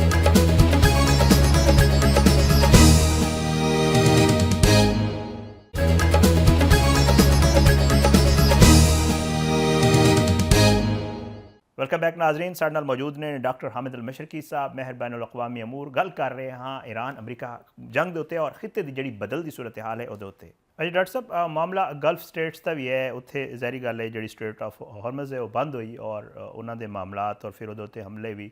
ਕੀ ਲੱਗ ਰਿਹਾ ਤੁਹਾਨੂੰ ਕਿ ਜਿਹੜੇ, ਕਿਉਂਕਿ ਗਲਫ ਸਟੇਟਸ ਕਰੀਬ ਨੇ ਅਮਰੀਕਾ ਦੇ, ਇਹ ਗਲਫ ਸਟੇਟਸ ਅਮਰੀਕਾ ਨੂੰ ਪ੍ਰੈਸ਼ਰਾਈਜ਼ ਕਰ ਪਾਉਣਗੇ? ਇਹ ਕੋਈ ਇਹਨਾਂ ਦੀ ਵਜ੍ਹਾ ਤੋਂ ਅਮਰੀਕਾ 'ਤੇ ਕੋਈ ਪ੍ਰੈਸ਼ਰ ਬਣਦਾ ਹੈ ਜਾਂ ਉਹਨਾਂ 'ਤੇ ਇਸਰਾਈਲ ਅਤੇ ਅਮਰੀਕਾ 'ਤੇ ਕੋਈ ਫਰਕ ਨਹੀਂ ਪਾਉਂਦਾ ਕਿ ਗਲਫ ਸਟੇਟ ਨੂੰ ਕੁਝ ਵੀ ਹੋ ਰਿਹਾ ਹੋਵੇ ਅਤੇ ਉਹ ਆਪਣੇ ਮਾਮਲਾਤ ਜਾਰੀ ਰੱਖਣਗੇ? ਜਿਹੜਾ ਗਲਫ ਸਟੇਟ ਵਾਲਾ ਅਮਰੀਕਾ ਦੇ ਤਾਲੁਕਾਤ ਦੇ ਹਵਾਲੇ ਨਾਲ ਮਾਮਲਾ ਹੈ, ਕੀ ਨਜ਼ਰ ਆ ਰਿਹਾ ਤੁਹਾਨੂੰ ਕਿ ਕੋਈ ਫਰਕ ਪਵੇਗਾ ਅਮਰੀਕਾ ਇਸਰਾਈਲ ਅਤੇ ਗਲਫ ਸਟੇਟ ਦੇ ਤਾਲੁਕਾਤ ਦੇ ਹਵਾਲੇ ਨਾਲ? ਅਹਿਮ ਗੱਲ ਇਹੋ ਹੀ ਹੈ ਕਿ ਗਲਫ ਸਟੇਟ ਨੇ ਹਮੇਸ਼ਾ ਅਮਰੀਕਨ ਸਿਕਿਉਰਿਟੀ ਦੇ ਸਾਏ ਦੇ ਵਿੱਚ ਸਾਰਾ ਕੁਝ ਕੀਤਾ ਹੈ ਔਰ ਉਹਨਾਂ ਨੇ ਇਹੋ ਹੀ ਸਮਝਿਆ ਕਿ ਅਗਰ ਉਹਨਾਂ ਨੂੰ ਕੁਝ ਵੀ ਹੋਇਆ ਤੇ ਅਮਰੀਕਾ ਉਹਨਾਂ ਨੂੰ ਬਚਾਏਗਾ। ਜੀ ਮੌਜੂਦਾ ਜੰਗ ਦੇ ਵਿੱਚ 10 ਦਿਨਾਂ 'ਚ ਅਸੀਂ ਦੇਖਿਆ ਹੈ ਕਿ ਗਲਫ ਸਟੇਟ ਨੂੰ ਬੇਯਾਰੋ ਮਦਦਗਾਰ ਛੱਡ ਦਿੱਤਾ ਗਿਆ ਤੇ ਅਮਰੀਕਾ ਜਿਹੜਾ ਹੈ ਉਸ ਅੰਦਾਜ਼ ਨਾਲ ਉਹਨਾਂ ਨੂੰ ਨਹੀਂ ਬਚਾ ਰਿਹਾ, ਬਲਕਿ ਉਹ ਸਿਰਫ ਇਸਰਾਈਲ ਨੂੰ ਬਚਾ ਰਿਹਾ ਹੈ। ਮੇਰਾ ਖਿਆਲ ਹੈ ਕਿ ਇੱਕ ਤਾਂ ਗੱਲ ਹੈ ਕਿ ਇਹ ਗਲਫ ਸਟੇਟ ਦੀਆਂ ਅੱਖਾਂ ਖੋਲ੍ਹਣ ਵਾਸਤੇ ਕਾਫੀ ਹੈ। ਦੂਜੀ ਚੀਜ਼ ਇਹ ਵੇ ਕਿ ਇਹਦੀ ਵਜ੍ਹਾ ਨਾਲ ਹੁਣ ਗਲਫ ਸਟੇਟ ਜਿਹੜੀਆਂ ਨੇ ਉਹਨਾਂ ਦਾ ਜਿਹੜਾ ਇਤਮਾਦ ਦਾ ਜਿਹੜਾ ਅਸੀਂ ਲੈਵਲ ਉਹ ਘੱਟ ਗਿਆ। ਤੀਸਰੀ ਗੱਲ ਇਹ ਵੇ ਕਿ ਅਮਰੀਕਾ ਅਗਰ ਇਹਨਾਂ ਨੂੰ ਨਹੀਂ ਬਚਾਉਂਦਾ ਜਾਂ ਇਹਨਾਂ ਦੇ ਵਾਸਤੇ ਨਹੀਂ ਕੁਝ ਕਰਦਾ ਤੇ ਉਹ ਜਿਹੜਾ ਖਿੱਤੇ ਦੇ ਵਿੱਚ ਅਮਰੀਕਾ ਦਾ ਕੰਟਰੋਲ ਹੈ ਉਹ ਆਹਿਸਤਾ ਆਹਿਸਤਾ ਘੱਟ ਜਾਏਗਾ। ਹੁਣ ਇੱਕ ਗੱਲ ਬੜੀ ਅਹਿਮ ਹੈ, ਉਹ ਇਹ ਵੇ ਕਿ ਇਹਨਾਂ ਗਲਫ ਸਟੇਟਸ ਜਿਹੜਾ ਉਹਨਾਂ ਨੂੰ ਆਪ ਫੈਸਲਾ ਕਰਨਾ ਪਏਗਾ ਕਿ ਇਹਨਾਂ ਨੇ ਕਿਸ ਅੰਦਾਜ਼ ਦਾ ਦਬਾਅ ਪਾਉਣਾ ਹੈ ਅਮਰੀਕਾ ਦੇ ਉੱਤੇ, ਕਿਉਂਕਿ ਹਾਲੇ ਤੱਕ ਤੇ ਇਹ ਅਮਰੀਕਾ ਨੂੰ ਕੁਝ ਨਹੀਂ ਕਹਿ ਰਹੇ, ਬਜ਼ਾਹਿਰ ਹੈ ਇਹ ਕਹਿ ਰਹੇ ਜੀ ਕਿ ਈਰਾਨ ਗਲਤ ਕਰ ਰਿਹਾ ਹੈ, ਸਾਡੇ ਤੇ ਹਮਲਾ ਕਰ ਰਿਹਾ ਹੈ। ਜਦੋਂ ਕਿ ਉਹਨਾਂ ਨੂੰ ਜਦੋਂ ਇਹਦੀ ਮੁੱਢ ਤੋਂ ਵਜ੍ਹਾ ਸਮਝ ਆ ਜਾਏ ਫਿਰ ਉਹਨਾਂ ਨੂੰ ਚਾਹੀਦਾ ਹੈ ਕਿ ਉਸ ਨਾਲ ਗੱਲ ਕਰਨ ਜਿਹਦੀ ਵਜ੍ਹਾ ਤੋਂ ਇਹ ਹੋ ਰਿਹਾ ਜਿਹੜੀ ਔਰ ਅਗਰ ਇਹ ਗੱਲ ਉਸ ਅੰਦਾਜ਼ ਵਿੱਚ ਸਮਝਾ ਦੇਣ ਤੇ ਫਿਰ ਅਮਰੀਕਾ ਤੇ ਪ੍ਰੈਸ਼ਰ ਪੈਂਦਾ ਹੈ ਔਰ ਅਮਰੀਕਾ ਨੂੰ ਸਮਝ ਆਏਗੀ ਕਿ ਜੀ ਨਾ ਸਿਰਫ ਸਪਲਾਈ ਖਤਮ ਹੋ ਰਹੀ ਹੈ, ਉਹਦਾ ਕੰਟਰੋਲ ਵੀ ਖਤਮ ਹੋਏਗਾ ਔਰ ਅਮਰੀਕਾ ਨੂੰ ਇਸ ਪ੍ਰੈਸ਼ਰ ਦੇ ਵਿੱਚ ਆ ਕੇ ਜੰਗ ਬਾਹਰ ਕਟਾਣੀ ਪਏਗੀ, ਖਤਮ ਕਰਨੀ ਪਏਗੀ। ਲੇਕਿਨ ਇਹਦੇ ਵਾਸਤੇ ਅਰਬ ਮੁਲਕਾਂ ਦਾ, ਖਸੂਸੀ ਤੌਰ ਤੇ UAE ਕਤਰ ਦਾ ਇਕੱਠ ਦੇ ਨਾਲ ਅਮਰੀਕਾ ਤੇ ਪ੍ਰੈਸ਼ਰ ਪਾਉਣਾ ਬੜਾ ਜ਼ਰੂਰੀ ਹੈ ਔਰ ਸਾਊਦੀ ਅਰਬ ਦਾ ਵੀ। ਅੱਛਾ ਸਰ, ਇੱਕ ਮਾਮਲਾ ਹੋਰ ਵੀ ਹੈ ਔਰ ਉਹ ਇਹ ਕਿ ਪਹਿਲੇ ਤੇ ਚਲੋ ਜਿਹੜੇ ਸਟ੍ਰੈਟੇਜਿਕ ਇੰਸਟਾਲੇਸ਼ਨ ਸਨ, ਜਿਹੜੇ ਅਸਕਰੀ ਤਨਸੀਬਾਤ ਸਨ, ਉੱਥੇ ਹਮਲੇ ਹੋ ਰਹੇ ਸਨ। ਸਾਨੂੰ ਵੇਖਣ ਨੂੰ ਮਿਲਿਆ ਕਿ ਜੀ ਰੀਸੈਂਟਲੀ ਅਮਰੀਕਾ ਇਸਰਾਈਲ ਦੀ ਤਰਫੋਂ ਹਮਲਾ ਕੀਤਾ ਗਿਆ, ਨਾ ਸਿਰਫ ਪਾਣੀ ਦੇ ਪਲਾਂਟਸ ਦੇ ਉੱਤੇ ਬਲਕਿ ਜਿਹੜਾ ਉਹਨਾਂ ਦੇ ਤੇਲ ਦੇ ਜ਼ਖਾਇਰ ਨੇ ਉਹਦੇ ਉੱਤੇ, ਔਰ ਉਹਦੇ ਨਾਲ ਇੱਕ ਬਾਰਿਸ਼ ਔਰ ਉਹ ਮਾਮਲਾ ਵੀ ਚੱਲ ਰਿਹਾ ਕਿ ਜੀ ਕੋਈ ਕੈਮੀਕਲ ਵਾਲੀ ਬਾਰਿਸ਼ ਵੀ ਹੋ ਰਹੀ ਹੈ। ਅਤੇ ਇਹ ਇਹ ਜਿਹੜਾ ਲਾਹੇ ਅਮਲ ਹੈ, ਕਿਉਂਕਿ ਇਹ ਆਲਮੀ ਤੌਰ 'ਤੇ ਕਿਹਾ ਜਾਂਦਾ ਕਿ ਜੀ ਇਹ ਤਾਂ ਇੱਕ ਜਿਹੜਾ ਵਾਰ ਕ੍ਰਾਈਮ ਹੈ ਜਿਹੜਾ ਇਹ ਕੁਝ ਹੋ ਰਿਹਾ, ਅਤੇ ਕਿਉਂ ਇਹ ਲਾਹੇ ਅਮਲ ਅਖਤਿਆਰ ਕੀਤਾ ਜਾ ਰਿਹਾ ਹੈ ਇਸਰਾਈਲ ਅਤੇ ਅਮਰੀਕਾ ਦੀ ਤਰਫ ਕੋਲ ਕਿ ਉਹ ਹੁਣ ਸਿਵਿਲੀਅਨ ਆਬਾਦੀਆਂ ਨੂੰ ਟਾਰਗੇਟ ਕਰਨਾ ਸ਼ੁਰੂ ਹੋ ਗਏ ਨੇ? ਅਮਰੀਕਾ ਦੀ ਤੇ ਇਸਰਾਈਲ ਦੀ ਤੇ ਬਦਤਰੀਨ ਪਾਲਿਸੀ ਇਹ ਰਹੀ ਹੈ। ਗਜ਼ਾ ਵਿੱਚ ਤੁਸੀਂ ਦੇਖਿਆ ਹੋਏਗਾ ਕਿ ਹਜ਼ਾਰਾਂ ਔਰਤਾਂ ਤੇ ਬੱਚਿਆਂ ਨੂੰ ਸ਼ਹੀਦ ਕੀਤਾ ਗਿਆ। ਲਬਨਾਨ ਵਿੱਚ ਵੀ ਬੱਚਿਆਂ ਦੇ ਸਕੂਲ ਤੇ ਹਮਲਾ ਕੀਤਾ ਗਿਆ। ਇੱਥੇ ਵੀ ਜੰਗ ਬੱਚੀਆਂ ਦੇ ਸਕੂਲ ਤੇ 160 ਬੱਚੀਆਂ ਈਰਾਨ ਵਿੱਚ ਸ਼ਹੀਦ ਹੋਈਆਂ। ਸੋ ਇਹ ਮੈਂ ਸਮਝਦਾ ਵਾਂ ਕਿ ਆਪਣੇ ਵਕਤ ਦੇ ਬਦਤਰੀਨ ਅੰਦਾਜ਼ ਦੇ ਹਮਲੇ ਹੋ ਰਹੇ ਨੇ ਈਰਾਨ ਤੇ ਇਸਰਾਈਲ ਵੱਲੋਂ, ਔਰ ਮੈਂ ਤਾਰੀਖ ਵਿੱਚ ਇਸ ਤਰ੍ਹਾਂ ਦੀ ਮਿਸਾਲ ਨਹੀਂ ਮਿਲਦੀ, ਨਾ ਪਹਿਲੀ ਜੰਗ ਅਜ਼ੀਮ ਵਿੱਚ ਨਾ ਦੂਜੀ ਜੰਗ ਅਜ਼ੀਮ ਵਿੱਚ। ਤੇ ਈਰਾਨ ਜਿਹੜਾ ਹੈ ਉਹ ਸਾਰੀ ਦੁਨੀਆ ਦੇ ਸਾਹਮਣੇ ਵੇ ਕਿ ਈਰਾਨ ਬਾਰ-ਬਾਰ ਕਹਿ ਰਿਹਾ ਜੀ ਕਿ ਮੈਂ ਸਟ੍ਰੈਟੇਜਿਕ ਜਾਂ ਅਮਰੀਕੀ ਫੌਜੀ ਅੱਡਿਆਂ ਤੋਂ ਇਲਾਵਾ ਕਿੱਥੇ ਹਮਲਾ ਨਹੀਂ ਕਰ ਰਿਹਾ। ਕਿੱਥੇ ਵੀ ਹੋਰ ਕੋਈ ਅਗਰ ਮਿਜ਼ਾਈਲ ਡਿੱਗ ਰਿਹਾ ਹੈ ਤੇ ਈਰਾਨ ਫੌਰਨ ਦੱਸਦਾ ਹੈ ਕਿ ਜੀ ਮੇਰਾ ਇਹਦੇ ਨਾਲ ਤਲਕ ਨਹੀਂ ਹੈਗਾ। ਫਿਰ ਉਸ ਤੋਂ ਬਾਅਦ ਸੈਟਲਾਈਟ ਦੇ ਜ਼ਰੀਏ ਟਰੇਸ ਵੀ ਹੋ ਜਾਂਦਾ ਹੈ ਕਿ ਇਹ ਮਿਜ਼ਾਈਲ ਕਿੱਥੋਂ ਆਇਆ, ਕਿੱਥੋਂ ਚੱਲਿਆ, ਤੇ ਉਹੀ ਉਸੇ ਜਗ੍ਹਾ ਜਿੱਥੋਂ ਮਿਜ਼ਾਈਲ ਈਰਾਨ ਦੇ ਖਿਲਾਫ ਚੱਲ ਰਹੇ ਨੇ ਉੱਥੋਂ ਹੀ ਮਿਜ਼ਾਈਲ ਜਿਹੜੇ ਨੇ ਉਹ ਅਰਬ ਮੁਲਕਾਂ ਦੇ ਭਾਵੇਂ ਉਹ ਡੀਸੈਲਿਟਾਈਜ਼ੇਸ਼ਨ ਪਲਾਂਟ ਹੋਵੇ, ਪਾਣੀ ਦਾ ਪਲਾਂਟ ਹੋਵੇ ਜਾਂ ਦੂਸਰੇ ਪਲਾਂਟ ਹੋਣ, ਉੱਥੋਂ ਦੇ ਵੀ ਚੱਲ ਰਹੇ ਨੇ ਜਾਂ ਆਇਲ ਰਿਫਾਈਨਰੀ ਤੇ ਚੱਲੇ ਨੇ। ਤਾਂ ਮੇਰਾ ਤਾਂ ਖਿਆਲ ਹੈ ਕਿ ਇਹ ਬੇਸਿਕਲੀ ਜਿੰਨੀ ਅੱਜ ਦੀ ਦੁਨੀਆ ਐਡਵਾਂਸ ਹੈ, ਜਿਸ ਤਰ੍ਹਾਂ ਫੌਰੀ ਤੌਰ ਤੇ ਇਤਲਾਤ ਮਿਲ ਜਾਂਦੀਆਂ ਨੇ, ਇਹ ਅਰਬ ਮੁਲਕਾਂ ਨੂੰ ਸੋਚਣਾ ਪਏਗਾ ਕਿ ਇਹਨਾਂ ਦਾ ਅਸਲ ਦੁਸ਼ਮਣ ਕੌਣ ਹੈ। ਅਸਲ ਦੁਸ਼ਮਣ ਉਹ ਹੈ ਜਿਹੜਾ ਇਹਨਾਂ ਦੀ ਸ਼ਹਿਰੀ ਆਬਾਦੀਆਂ ਤੇ ਹਮਲਾ ਕਰ ਰਿਹਾ ਹੈ, ਇਹਨਾਂ ਦੇ ਪਾਣੀ ਦੇ ਪਲਾਂਟ ਤੇ ਹਮਲਾ ਕਰ ਰਿਹਾ ਹੈ, ਇਹਨਾਂ ਦੀ ਆਇਲ ਰਿਫਾਈਨਰੀ ਤੇ ਹਮਲਾ ਕਰ ਰਿਹਾ ਹੈ ਔਰ ਇਹਨਾਂ ਨੂੰ ਜ਼ਬਰਦਸਤੀ ਜੰਗ ਦੇ ਵਿੱਚ ਧੱਕਿਆ ਲਾ ਰਿਹਾ ਹੈ ਧੱਕੇ ਕਿ ਜੀ ਇਹ ਹਰ ਸੂਰਤ ਜੰਗ ਦੇ ਵਿੱਚ ਸ਼ਾਮਲ ਹੋਣ। ਤੇ ਅਸਲ ਦੁਸ਼ਮਣ ਤੇ ਇਸਰਾਈਲ ਹੋਇਆ, ਅਮਰੀਕਾ ਹੋਇਆ, ਅਰਬ ਮੁਲਕਾਂ ਦਾ ਵੀ। ਔਰ ਇਹ ਉਹ ਸੂਰਤ-ਏ-ਹਾਲ ਹੈ ਜਿਹੜੀ ਮੇਰਾ ਖਿਆਲ ਹੈ ਕਿ ਬੜੀ ਤੇਜ਼ੀ ਨਾਲ ਖਿੱਤੇ ਦੇ ਅਰਬ ਦੀ ਆਵਾਮ ਨੂੰ ਤੇ ਸਮਝ ਆ ਰਹੀ ਹੈ। ਹੁਣ ਹਕੂਮਤਾਂ ਇਹਨੂੰ ਕਿਸ ਤਰ੍ਹਾਂ ਲੈਂਦੀਆਂ ਨੇ, ਕਿਸ ਤਰ੍ਹਾਂ ਇਹਦੇ ਤੇ ਰਿਐਕਸ਼ਨ ਕਰਦੀਆਂ ਨੇ, ਇਹ ਆਉਣ ਵਾਲੇ ਦਿਨਾਂ 'ਚ ਜ਼ਿਆਦਾ ਕਲੀਅਰ ਹੋਏਗਾ, ਜ਼ਿਆਦਾ ਵਾਜ਼ੇ ਹੋ। ਤੇ ਸਰ ਇਹ ਕਿਉਂ ਨਜ਼ਰ ਆ ਰਿਹਾ ਹੈ, ਮੈਂ ਬਲਕਿ ਤੁਹਾਡਾ ਹੀ ਤਜਜ਼ੀਆ ਵੀ ਵੇਖ ਰਿਹਾ ਸਾਂ ਕਿ ਈਰਾਨ ਜਿਹੜਾ ਹੈ ਉਹ ਜੰਗ ਬੰਦੀ ਵਾਸਤੇ ਬਿਲਕੁਲ ਰਾਜ਼ੀ ਨਜ਼ਰ ਨਹੀਂ ਆ ਰਿਹਾ, ਬਲਕਿ ਇਹ ਤਾਂ ਨਜ਼ਰ ਆ ਰਿਹਾ ਕਿ ਸ਼ਾਇਦ ਈਰਾਨ ਨੂੰ ਸੂਟ ਕਰ ਰਿਹਾ ਹੈ ਕਿ ਉਹ ਜੰਗ ਜਾਰੀ ਰੱਖੇ। ਇਹਦੀ ਕੀ ਵਜ੍ਹਾ ਨਜ਼ਰ ਆ ਰਹੀ ਹੈ ਕਿ ਅਮਰੀਕਾ ਜੰਗ ਲਾਈ ਔਰ ਈਰਾਨ ਕਹਿ ਰਿਹਾ ਕਿ ਅਸੀਂ ਹੁਣ ਬਿਲਕੁਲ ਵੀ ਨਹੀਂ ਕਿਨਾਰਾ, ਅਸੀਂ ਤਾਂ ਜੰਗ ਜਾਰੀ ਰੱਖਾਂਗੇ। ਇਹਦੀ ਕੀ ਵਜ੍ਹਾ ਨਜ਼ਰ ਆ ਰਹੀ ਹੈ ਤੁਹਾਨੂੰ ਸਰ? ਦੇਖੋ ਸ਼ਾਹਿਦ ਭਾਈ, ਬੁਨਿਆਦੀ ਗੱਲ ਇਹ ਹੁੰਦੀ ਹੈ ਕਿ ਜੰਗ ਦਾ ਖਾਤਮਾ ਜਿਹੜਾ ਹੈ ਨਾ, ਉਹ ਕਿਸੇ ਦੀ ਜਿੱਤ ਤੇ ਕਿਸੇ ਦੀ ਹਾਰ ਤੇ ਹੁੰਦਾ ਹੈ। ਈਰਾਨ ਬਿਲਕੁਲ ਹੈ। ਦਾ ਜੰਗ ਜਾਰੀ ਰੱਖਣ ਦਾ ਮਕਸਦ ਹੈ ਵੀ ਕਿ ਇਹ ਨਹੀਂ ਉਹ ਚਾਹੁੰਦਾ ਕਿ ਅਮਰੀਕਾ ਫਿਰ 6 ਮਹੀਨੇ ਬਾਅਦ ਦੁਬਾਰਾ ਉਹਦੇ ਤੇ ਚੜ੍ਹਾਈ ਕਰੇ, ਹਾਂ, ਫਿਰ ਜਿਸ ਦੁਬਾਰਾ ਤਰ੍ਹਾਂ ਪਹਿਲੇ ਕੀਤੀ ਸੀ। ਈਰਾਨੀ ਆਵਾਮ ਨੂੰ ਸਾਰੀ ਕੀਮਤ ਚੁਕਾਣੀ ਪਏ। ਈਰਾਨ ਨੂੰ ਇਹ ਬਿਲਕੁਲ ਹੈ। ਲੱਗ ਰਿਹਾ ਹੈ ਕਿ ਉਹਨੇ ਜਿੰਨੇ ਖੁੱਲੇ ਡੁੱਲੇ ਤਰੀਕੇ ਨਾਲ ਹਮਲੇ ਕਰ ਦਿੱਤੇ ਨੇ, ਸਾਰਿਆਂ ਨੂੰ ਵਾਰਨ ਕਰ ਦਿੱਤਾ, ਸਾਰਿਆਂ ਨੂੰ ਇੱਕ ਵਾਰੀ ਆਪਣੀ ਤਾਕਤ ਦੱਸ ਦਿੱਤੀ, ਉਹ ਇੰਨੀ ਜਲਦੀ ਠੀਕ। ਜੰਗ ਐਸੀ ਨਹੀਂ ਖਤਮ ਕਰੇਗਾ ਕਿ ਜਦੋਂ ਤੱਕ ਵਾਜ਼ੇ ਤੌਰ ਤੇ ਇਸਰਾਈਲ ਜਿਹੜਾ ਹੈ ਉਹ ਹਮੇਸ਼ਾ ਵਾਸਤੇ ਠੰਡਾ ਨਾ ਹੋ ਜਾਏ। ਉਹ ਜਿਹੜਾ ਹਿਜ਼ਬੁੱਲਾ ਤੇ ਵੀ ਹਮਲੇ ਕਰਦਾ ਹੈ, ਯਮਨ ਤੇ ਹੋਤੀ ਤੇ ਹਮਲੇ ਕਰਦਾ ਹੈ, ਗਜ਼ਾ ਤਬਾਹੀ ਮਚਾਉਂਦਾ ਹੈ, ਉਸ ਮਸਲੇ ਨੂੰ ਇੱਕ ਤੇ ਉਹ ਚਾਹੁੰਦਾ ਹੈ ਕਿ ਹਮੇਸ਼ਾ ਵਾਸਤੇ ਮੁੱਢੋਂ ਮੁਕਾਇਆ ਜਾਏ। ਦੂਜੀ ਗੱਲ ਹੈ ਵੀ ਕਿ ਹੁਣ ਇਸ ਵੇਲੇ ਅਮਰੀਕਾ ਨੇ ਜਿਸ ਅੰਦਾਜ਼ ਵਿੱਚ ਆਪਣੀ ਤਾਕਤ ਤੇ ਫੌਜੀ ਤੇ ਬਹਿਰੀ ਬੇੜੇ ਸਮੁੰਦਰ ਖਲੀਜ ਫਾਰਸ ਵਿੱਚ ਲੈ ਆਇਆ ਹੈ, ਉਸ ਤੋਂ ਬਾਅਦ ਮੈਂ ਸਮਝਦਾ ਹਾਂ ਕਿ ਅਮਰੀਕਾ ਖੁਦ ਬੜੀ ਕਮਜ਼ੋਰ ਤੇ ਬੇਬਸੀ ਦੀ ਪੋਜੀਸ਼ਨ ਵਿੱਚ ਕਿੰਨਾ ਅਰਸਾ ਬੰਬਾਰੀ ਕਰ ਲੈਂਦੇ, ਕਿੰਨਾ ਅਰਸਾ ਉਹ ਮਿਜ਼ਾਈਲ ਸੁੱਟ ਲੈਂਦੇ। ਇਵੈਂਚੁਅਲੀ ਅਗਰ ਉਹ ਥੱਲੇ ਆਉਂਦੇ ਤੇ ਥੱਲੇ ਆਉਣ ਦਾ ਤੇ ਉਹ ਬੂਟਸ ਔਨ ਗਰਾਊਂਡ ਦਾ ਤੇ ਉਹ ਇੰਤਜ਼ਾਰ ਕਰ ਰਹੇ ਨੇ ਕਿ ਫੌਜੀ ਉਤਰਨ ਤੇ ਇਰਾਨੀ ਜੈਸੇ ਜਿਹੜੇ ਨੇ ਉਹ ਮਾਰੀਏ। ਤਿਆਰ ਬੈਠੇ ਨੇ। ਸੋ ਬਿਲਕੁਲ ਹੈ, ਈਰਾਨ ਬਿਲਕੁਲ। ਨੂੰ ਜੰਗ ਲੰਬਾ ਕਰਨ ਵਿੱਚ ਫਾਇਦਾ ਹੈ ਵੀ ਕਿ ਉਹ ਪਹਿਲੀ ਪਾਬੰਦੀਆਂ ਦੇ ਨਾਲ ਰਹਿ ਰਹੇ ਸਨ। ਉਹ ਤੇ ਹਰ ਚੀਜ਼ ਅੰਦਰੋਂ ਹੀ ਕਰ ਰਹੇ ਨੇ, ਲੇਕਿਨ ਦੁਨੀਆ ਦੇ ਵਿੱਚ ਤੇਲ ਦੀ ਸਪਲਾਈ ਰੁਕਦੀ ਹੈ, ਦੁਨੀਆ ਵਿੱਚ ਮਹਿੰਗਾਈ ਦਾ ਤੂਫਾਨ ਆ ਗਿਆ ਹੈ, ਦੁਨੀਆ ਵਿੱਚ ਸਟਾਕ ਮਾਰਕੀਟਾਂ ਕ੍ਰੈਸ਼ ਕਰ ਰਹੀਆਂ ਨੇ, ਯੂਰਪ ਦਾ ਪੂਰਾ ਦਬਾਅ ਪੈ ਰਿਹਾ ਅਮਰੀਕਾ ਤੇ ਕਿ ਕਿਉਂ ਇਹੋ ਜਿਹੀ ਜੰਗ ਸ਼ੁਰੂ ਕੀਤੀ ਗਈ ਜਿਹਦਾ ਖੁਦ ਅਮਰੀਕਾ ਨੂੰ ਨਹੀਂ ਸੀ ਕੋਈ ਕੰਟਰੋਲ ਜਾਂ ਕੋਈ ਪਤਾ ਨਹੀਂ ਸੀ ਕਿ ਕਿਸ ਤਰ੍ਹਾਂ ਖਤਮ ਹੋਏਗੀ। ਔਰ ਉਸ ਤੋਂ ਬਾਅਦ ਹੁਣ ਤੁਸੀਂ ਦੇਖੋ ਕਿ ਅਮਰੀਕਾ ਦੇ ਅੰਦਰ ਵੀ ਆਵਾਜ਼ਾਂ ਉੱਠ ਰਹੀਆਂ ਨੇ, ਰਿਪਬਲਿਕਨਸ ਦੇ ਵਿੱਚ, ਅਮਰੀਕੀ ਫੌਜ ਦੇ ਵਿੱਚ, ਸਬਮੈਰੀਨਸ ਦੇ ਵਿੱਚ, ਕਿ ਜੀ ਇਹ ਨਾ ਤੇ ਸਾਡੀ ਜੰਗ ਹੈ, ਇਸਰਾਈਲ ਦੀ ਖਾਤਰ ਅਮਰੀਕੀ ਬੱਚਿਆਂ ਨੂੰ ਕਿਉਂ ਮਰਵਾਇਆ ਜਾ ਰਿਹਾ, ਇਸਰਾਈਲ ਦੀ ਖਾਤਰ ਅਮਰੀਕਾ ਦੀ ਤਬਾਹੀ ਕਿਉਂ ਹੋ ਰਹੀ ਹੈ। ਜਦੋਂ ਇਹ ਸਾਰਾ ਕੁਝ ਹੋ ਰਿਹਾ ਤੇ ਦਬਾਅ ਵਿੱਚ ਅਮਰੀਕਾ ਹੈ, ਤੇ ਜਦੋਂ ਦੋ ਧਿਰਾਂ 'ਚ ਜੰਗ ਹੁੰਦੀ ਹੈ ਤੇ ਫਿਰ ਜੰਗ ਜਿੱਤ ਤੇ ਹਾਰ ਤੇ ਖਤਮ ਕਰਨ ਵਾਸਤੇ ਲੰਬੀ ਕਰਕੇ ਤੇ ਜੰਗ ਨੂੰ ਹਮੇਸ਼ਾ ਵਾਸਤੇ ਮੁਕਾਉਣਾ ਜ਼ਰੂਰੀ ਹੁੰਦਾ ਹੈ। ਈਰਾਨ ਇਹੋ ਹੀ ਕਰ ਰਿਹਾ, ਔਰ ਇਹੋ ਹੀ ਮੈਂ ਆਪਣੀ ਦੂਸਰੇ ਤਜਜ਼ੀਏ 'ਚ ਵੀ ਕਿਹਾ ਕਿ ਈਰਾਨ ਇਸ ਵੇਲੇ ਚਾਹੁੰਦਾ ਹੈ ਕਿ ਜਿੰਨੀ ਲੰਬੀ ਜੰਗ ਹੋਏਗੀ, 15 ਦਿਨ, ਮਹੀਨਾ, 2 ਮਹੀਨੇ ਵੀ ਜੰਗ ਚੱਲ ਗਈ ਤੇ ਤੁਸੀਂ ਦੇਖਣਾ ਕਿ ਅਮਰੀਕੀ ਮਈਸ਼ਤ, ਅਮਰੀਕੀ ਬੜੀ ਮੁਸ਼ਕਲ ਦਾ ਸ਼ਿਕਾਰ ਹੋਏਗੀ, ਅਮਰੀਕੀ ਆਵਾਮ ਸੜਕਾਂ ਤੇ ਆ ਜਾਂਦੇ, ਯੂਰਪ ਪੂਰਾ ਜਿਹੜਾ ਹੈ ਆਲਰੇਡੀ ਅਮਰੀਕਾ ਦੇ ਖਿਲਾਫ ਹੋ ਰਿਹਾ ਹੈ, ਤੇ ਫਿਰ ਖੁਦ ਅਮਰੀਕਾ ਦੀ ਜਿਹੜੀ ਸਿੰਗਲ ਸੁਪਰ ਪਾਵਰ ਦਾ ਤਾਕਤ ਦਾ ਜਿਹੜਾ ਉਹਨੂੰ ਇੱਕ ਮੁਕਾਮ ਹਾਸਲ ਹੈ ਉਹ ਖੋਂਦਾ ਹੋਇਆ ਨਜ਼ਰ ਆ ਰਿਹਾ ਹੈ। ਔਰ ਲਾਜ਼ਮੀ ਗੱਲ ਹੈ ਕਿ ਈਰਾਨ ਇਹ ਸਾਰਾ ਕੁਝ ਇਕੱਲਿਆਂ ਨਹੀਂ ਕਰ ਸਕਦਾ। ਮੈਂ ਤੇ ਤੁਸੀਂ ਇਹ ਗੱਲ ਸਮਝਦੇ ਆ ਕਿ ਬਹਰਹਾਲ ਈਰਾਨ ਨੂੰ ਬਿਲਵਾਸਤਾ ਤੌਰ ਤੇ ਰੂਸ ਔਰ ਚਾਈਨਾ ਦੀ ਮਦਦ ਵੀ ਹਾਸਲ ਹੈ। ਤੇ ਸਰ ਆਖਿਰ ਵਿੱਚ ਕੀ ਲੱਗ ਰਿਹਾ, ਟਰੰਪ ਫਸ ਗਿਆ? ਟਰੰਪ ਨੂੰ ਜੇ ਕੁਝ ਦੱਸਿਆ ਗਿਆ ਸੀ ਜੋ ਐਕਸਪੈਕਟ ਕਰ ਰਿਹਾ ਸੀ ਉਹ ਨਹੀਂ, ਬਲਕਿ ਕੁਝ ਹੋਰ ਉਹਦੇ ਸਾਹਮਣੇ ਨਜ਼ਰ ਆਇਆ। ਜੀ ਬਿਲਕੁਲ ਹੈ, ਤੇ ਮੈਂ ਕਈ ਜਗ੍ਹਾ ਕਿਹਾ ਕਿ ਦੇਖੋ ਟਰੰਪ ਨੇ ਜਿਸ ਅੰਦਾਜ਼ ਨਾਲ ਵੈਨੇਜ਼ੁਏਲਾ 'ਚ ਕਾਰਵਾਈ ਕੀਤੀ ਔਰ ਉਹਦੇ ਬਾਅਦ ਚੀਨ ਔਰ ਰੂਸ ਨੇ ਕੋਈ ਐਸਾ ਰਿਐਕਸ਼ਨ ਨਹੀਂ ਦਿੱਤਾ ਔਰ ਉਹਨੇ ਆਪਣੀ ਮਰਜ਼ੀ ਦੀ ਹਕੂਮਤ ਲਿਆ ਕੇ ਬਿਠਾ ਦਿੱਤੀ ਉਹਨੇ।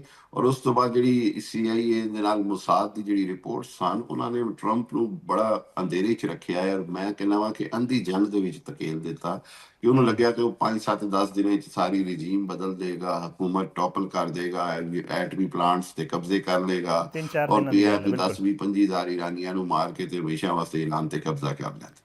ਲੇਕਿਨ ਹਕੀਕਤ ਔਨ ਗਰਾਊਂਡ ਦੂਜੀ ਸੀ।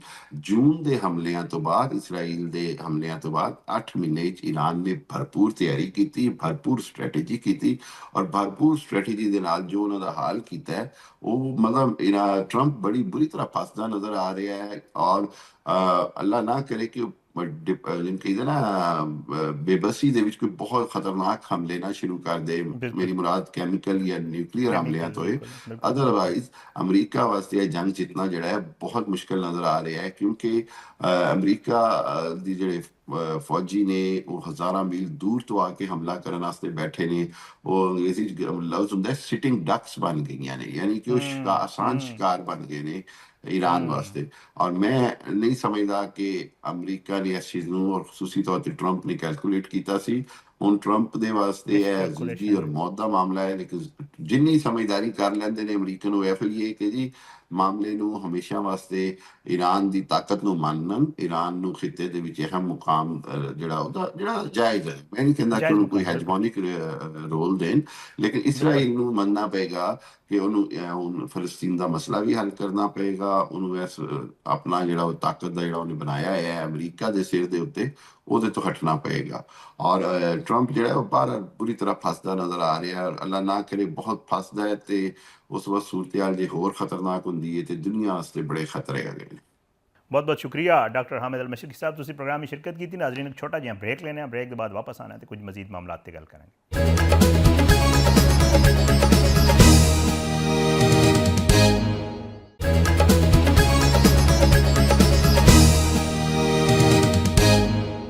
Welcome back Nazreen. ਖਿੱਤੇ 'ਚ ਜਿਹੜੀ ਵੱਧਦੀ ਹੋਈ ਕਸ਼ੀਦਗੀ ਹੈ ਉਹਦੇ ਪੇਸ਼ ਨਜ਼ਰ ਹਕੂਮਤ ਨੇ ਪੈਟਰੋਲ ਮਸਨੂਆਤ ਦੀ ਜਿਹੜੀਆਂ ਕੀਮਤਾਂ ਸਨ ਉਹ ਤਕਰੀਬਨ ਕੋਈ 55 ਰੁਪਏ ਵਧਾ ਦਿੱਤੀਆਂ ਸਨ, ਲੇਕਿਨ ਉਹਦੇ ਉੱਤੇ ਸ਼ਦੀਦ ਅਵਾਮੀ ਰੱਦ ਅਮਲ ਸਾਹਮਣੇ ਆਇਆ, ਸਿਆਸਤਦਾਨਾਂ ਦੇ ਉੱਤੇ ਰੱਦ ਅਮਲ ਦਿੱਤਾ, ਔਰ ਈਵਨ ਜਿਹੜੇ ਹਕੂਮਤ ਦੇ ਇਤਿਹਾਦੀ ਜਮਾਤਾਂ ਨੇ ਉਹ ਵੀ ਇਹਨਾਂ ਕੀਮਤਾਂ ਵਧਣ ਨੂੰ ਜਿਹੜਾ ਹੈ ਉਹ ਕਹਿ ਰਹੇ ਨੇ ਕਿ ਜੀ ਇਹ ਆਵਾਮ ਦੇ ਉੱਤੇ ਬਿਲਾ ਵਜ੍ਹਾ ਬੋਝ ਪਾਤਾ ਗਿਆ ਔਰ ਇਹਦਾ ਕੋਈ ਤਰੀਕਾਕਾਰ ਬਣਾਇਆ ਜਾ ਸਕਦਾ ਸੀ। ਇਸੇ ਹਵਾਲੇ ਨਾਲ ਵਜ਼ੀਰ ਆਜ਼ਮ ਸ਼ਹਿਬਾਜ਼ ਸ਼ਰੀਫ ਨੇ ਇਲਾਕਾਈ ਤੇ ਆਲਮੀ ਸੂਰਤ ਹਾਲ ਦੇ ਪੇਸ਼ ਨਜ਼ਰ ਜਿਹੜਾ ਉਹ ਇੱਕ ਅਹਿਮ ਇਜਲਾਸ ਅੱਜ ਕੀਤਾ, ਜਿਹਦੇ ਵਿੱਚ ਦੱਸਿਆ ਜਾ ਰਿਹਾ ਕਿ ਇਹਦੇ ਵਿੱਚ ਕੌਮੀ ਕਿਫਾਇਤਸ਼ਾਰੀ ਪਾਲਿਸੀ ਦੀ ਮਨਜ਼ੂਰੀ ਲਈ ਜਿਹੜਾ ਇਹ ਇਜਲਾਸ ਅੱਜ ਵਜ਼ੀਰ ਆਜ਼ਮ ਹਾਊਸ ਵਿੱਚ ਹੋਇਆ। ਇਹਦੇ ਵਿੱਚ 4 ਸੂਬਾ ਤੇ ਗਿਲਗਿਤ ਬਲਤਿਸਤਾਨ ਦੇ ਵਜ਼ੀਰ ਆਲਾ ਤੇ ਵਜ਼ੀਰ ਆਜ਼ਮ ਆਜ਼ਾਦ ਕਸ਼ਮੀਰ ਨੂੰ ਜਿਹੜਾ ਹੈ ਮਦਊ ਕੀਤਾ ਗਿਆ ਸੀ ਔਰ ਇਜਲਾਸ ਵਿੱਚ ਜਿਹੜਾ ਹੈ ਉਹ ਮਜਮੂਈ ਇੰਤਜ਼ਾਮੀ ਤੇ ਮਾਸ਼ੀ ਸੂਰਤ ਹਾਲ ਦਾ ਜਿਹੜਾ ਜਾਇਜ਼ਾ ਲਿਆ ਗਿਆ ਔਰ ਇਹਦਾ ਦੱਸਿਆ ਜਾ ਰਿਹਾ ਕਿ ਇਜਲਾਸ ਵਿੱਚ ਸੂਬਿਆਂ ਤੇ ਵਿਫਾਕ ਦੇ ਦਰਮਿਆਨ ਇਤਫਾਕ ਰਾਏ ਨਾਲ ਕੌਮੀ ਕਿਫਾਇਤਸ਼ਾਰੀ ਪਾਲਿਸੀ ਦੀ ਮਨਜ਼ੂਰੀ ਦਿੱਤੀ ਜਾਏਗੀ ਔਰ ਉਹਦੇ ਇਲਾਵਾ ਜਿਹੜਾ ਹੈ ਮੌਜੂਦਾ ਹਾਲਾਤ ਵਿੱਚ ਆਵਾਮ ਨੂੰ ਰਿਲੀਫ ਫਰਾਹਮ ਕਰਨ ਦਾ ਜਿਹੜਾ ਮਾਮਲਾ ਹੈ ਉਹਦੇ ਉੱਤੇ ਵੀ ਗੱਲਬਾਤ ਹੋਈ ਔਰ ਦੱਸਿਆ ਜਾ ਰਿਹਾ ਹੈ ਕਿ ਇਹਦੇ ਵਿੱਚ ਅਹਿਮ ਫੈਸਲੇ ਵੀ ਕੀਤੇ ਗਏ ਔਰ ਕਾਬੀਨਾ ਨੇ ਜਿਹੜੀ ਇਨੀਸ਼ੀਅਲ ਖਬਰ ਆਈ ਸੀ ਉਹਦੇ ਹਵਾਲੇ ਨਾਲ ਦੱਸਿਆ ਜਾ ਰਿਹਾ ਕਿ ਕਾਬੀਨਾ ਨੇ ਕਿਹਾ ਕਿ ਜੀ ਅਸੀਂ 2 ਦਿਨਾਂ ਦੀ ਜਿਹੜੀ 2 ਮਹੀਨਿਆਂ ਦੀ ਜਿਹੜੀ ਤਨਖਾਹ ਹੈ ਉਹ ਕਾਬੀਨਾ ਜਿਹੜਾ ਹੈ ਉਹ ਨਹੀਂ ਲਏਗੀ ਔਰ ਆਵਾਮ ਦੀ ਫਲਾਹ 'ਚ ਇਸਤੇਮਾਲ ਕੀਤੀ ਜਾਏਗੀ ਔਰ ਇਜਲਾਸ ਵਿੱਚ ਸਕੂਲ ਕਾਲਜਸ ਦੇ ਕਲਾਸਿਸ ਆਨਲਾਈਨ ਕਰਨ ਤੇ ਆਫਿਸ ਵਿੱਚ work from home the policy ਔਰ ਉਹਦੇ ਇਲਾਵਾ ਜਿਹੜਾ ਹੈ ਇਹ ਵੀ ਦੱਸਿਆ ਗਿਆ ਕਿ ਜਿਹੜੇ ਮੀਟਿੰਗਸ ਨੇ ਜਿਤਨੇ ਵੀ ਸਰਕਾਰੀ ਮੀਟਿੰਗਸ ਨੇ ਉਹਨਾਂ ਨੂੰ ਵੀ ਵਰਚੁਅਲ ਕੀਤਾ ਜਾਵੇ। ਇਹ ਸਾਰਾ ਕੁਝ ਚੱਲ ਰਿਹਾ। ਇਹਦੇ ਨਾਲ ਖੈਬਰ ਪਖਤੂਨਖਵਾ ਤੇ ਪੰਜਾਬ ਨੇ ਵੀ ਕੁਝ ਇਕਦਾਮਾਤ ਕੀਤੇ ਨੇ। ਬੈਨ ਅਲ-ਅਕਵਾਮੀ ਸੂਰਤ ਹਾਲ ਦੇ ਤਨਾਜ਼ਰ ਵਿੱਚ ਖੈਬਰ ਪਖਤੂਨਖਵਾ ਹੁਕੂਮਤ ਨੇ ਸੂਬੇ ਵਿੱਚ 2 ਮਹੀਨੇ ਲਈ ਜਿਹੜਾ ਈਂਧਨ ਬਚਤ ਇਕਦਾਮਾਤ ਨਾਫਿਜ਼ ਕਰ ਦਿੱਤਾ ਹੈ ਔਰ ਵਜ਼ੀਰ ਆਲਾ ਖੈਬਰ ਪਖਤੂਨਖਵਾ ਸੁਹੇਲ ਅਫਰੀਦੀ ਦੀ ਸਰਬਰਾਹੀ ਸੂਬਾਈ ਕਾਬੀਨਾ ਦਾ ਇਜਲਾਸ ਹੋਇਆ, ਜਿਹਦੇ ਵਿੱਚ ਜਿਹੜਾ ਬੜੇ ਅਹਿਮ ਫੈਸਲੇ ਕੀਤੇ ਗਏ। ਮੁਆਵਿਨ ਖਸੂਸੀ ਇਤਲਾਤ ਸ਼ਫੀ ਜਾਨ ਨੇ ਦੱਸਿਆ कि जी सूबाई काबीना ने वज़ीर आला की हिदायत पर अमल करते हुए 2 महीने ਲਈ ईंधन बचत इकदामात नाफिज करने की बाकायदा मंजूरी दे दी है। शफीउल्लाह जान ने कहा कि बचत इकदामात की तोसी सूरत हाल के तजिए तो बाद की जाएगी। सरकारी महकमियां विच मीटिंग नूं 100% वर्चुअल कर दिता गया। काबीना ने सरकारी गड्डियां दे ईंधन अलाउंस जिहड़ा है तकरीबन 25% कमी कर दी है। इस कटौती नाल मजमूई कटौती तकरीबन 50% हो जाएगी। 25% कटौती जिहड़ा है कोविड इकदामात के दौरान पहले तो ही नाफिज अमल है। शफीउल्लाह जान ने कहा कि पुलिस रेस्क्यू ते कानून नाफिज करने वाले इदारे ईंधन कटौती तो मुस्तसना होंगे। सरकारी दफातर 50% वर्क फ्राम होम पॉलिसी मुतारफ कराने का फैसला कर दिया गया। जुम्मे वाले दिन तालीमी इदारे बंद रखने की तजवीज़ दी गई है ताकि ईंधन के इस्तेमाल कमी आ सके। नाले वर्चुअल क्लासेस नूं तरजीह दी जाएगी।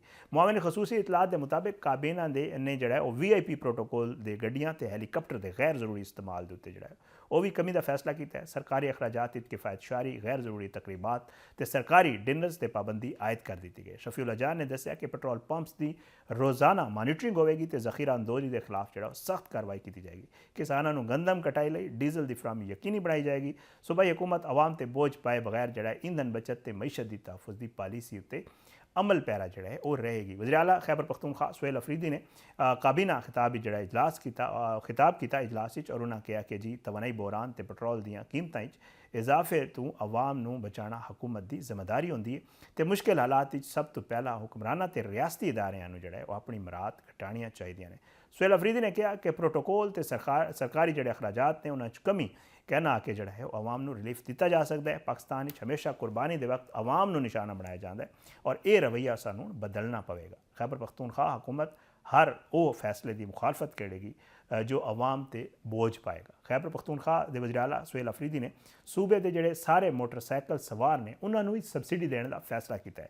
वज़ीर आला KP सुहेल अफरीदी ने मुआविन खसूसी बराए इतला जनाब शफी जान ने मुशीर खजाना मुजम्मिल असलम के नाल प्रेस कॉन्फ्रेंस करते हुए आख्या कि हुकूमत खैबर पख्तूनख्वा ने पेट्रोलियम मसनूआत की वधियों कीमतों के असरात घटाने लई मोटरसाइकिल सवारों सबसिडी देने का फैसला किया है। सूबे इस वक्त तकरीबन उन्होंने दसिया कि 14 तो 16 लाख मोटरसाइकिल रजिस्टर्ड ने तो हर रजिस्टर्ड मोटरसाइकिल इस्तेमाल करने वाले 2200 रुपए दिते जान गए ताकि अवाम को सफरी अखराजात जड़ा है वो रिलीफ मिल सके। इसी तरह पेट्रोल बहरान के पेश नज़र पंजाब सरकारी महकमे वाले किफायतशारी प्लान भी तैयार कर लिया गया है। पेट्रोल की वधी हुई कीमतों के बायस हुकूमत ने ईंधन बचत प्रोग्राम उत्ते गौर शुरू कर दिता है और जराए दस रहे हैं कि पंजाब भी सरकारी अफसरान के पेट्रोल अलाउंस तकरीबन 30% कमी की तजवीज़ जेर गौर है। इस हवाले नाल हुकूमत को ईंधन बचत लिए अहम सिफारिशात पेश कर दी गई ने। जराए दस रहे हैं कि सरकारी अफसरान के जोड़ा पेट्रोल के इस्तेमाल कमी लई मुख्तलिफ तजावीज़ दी गई हैं ताकि सरकारी अखराजात घटाए जा सकें। इस मकसद लई नवे इकदाम भी जेर गौर ने और इलावा दसिया जा रहा है कि जी ये मामला पंजाब जोड़े सरकारी इदारे जनरेटर के इस्तेमाल नाल मुतलिक जोड़े इस्तेमाल के मुतलिक जोड़े मुख्तलिफ तजावीज़ उत्ते भी गौर किया जा रहा है। जराए दस रहे हैं कि जनरेटर लिए इस्तेमाल होने वाले पेट्रोल तो डीजल उत्ते कैप लाने की भी मतलब उन्होंने एक खास हद तक मुकर्रर करने की भी सिफारिशात जोड़ा वो दी गई ने। पेट्रोल दी कीमतों इजाफे नाल मुआशरे का हर तबका मुतासर हो रहा है और वधी हुई ईंधन दी कीमतें न सिर्फ ट्रांसपोर्ट के अखराजात इजाफा होया है बल्कि अशाए खुरदोनोश भी थोड़ा पता है वो भी महंगियाँ हो गई ने जिदे आवाम सरापा एहतजाज है और हुकूमत भी दस तो यह रही है कि जी ये सारा मामला जोड़ा है वो खलीज की जी सूरत हाल है और पेट्रोल की आलमी सतह पर जी वधी हुई कीमत है उन्होंने देख के किया जा रहा है और हुकूमत सारिया सूबाई और विफाकी भी मिलकर कोशिश कर रहे कि जितना भी रिलीफ हो सके आवाम को दिता जा सके। उम्मीद करने कि आने वाले दिन जोड़ा है वो आवाम को रिलीफ देने की मजीद कोशिश की जाएगी ताकि एक आम आदमी जिसकी पहले ही कुव्वत खरीद बहुत सख्त मुतासर हो चुकी है इन्होंने जी पेट्रोल दियाँ और अशाए खुरदनोश और मजीद जोड़े ट्रांसपोर्ट गुड्स के जोड़े किराए ने उन्होंने जो इजाफा है ਉਹਦੇ ਕੋਲ ਜਿਹੜਾ ਥੋੜਾ ਕੋਈ ਆਵਾਮ ਨੂੰ ਰਿਲੀਫ ਮਿਲੇਗਾ। प्रोग्राम में एक छोटा ਜਿਹਾ ब्रेक शामिल करने ब्रेक के बाद वापस आवांगे तो कुछ मजीद मामलों पर गल कर।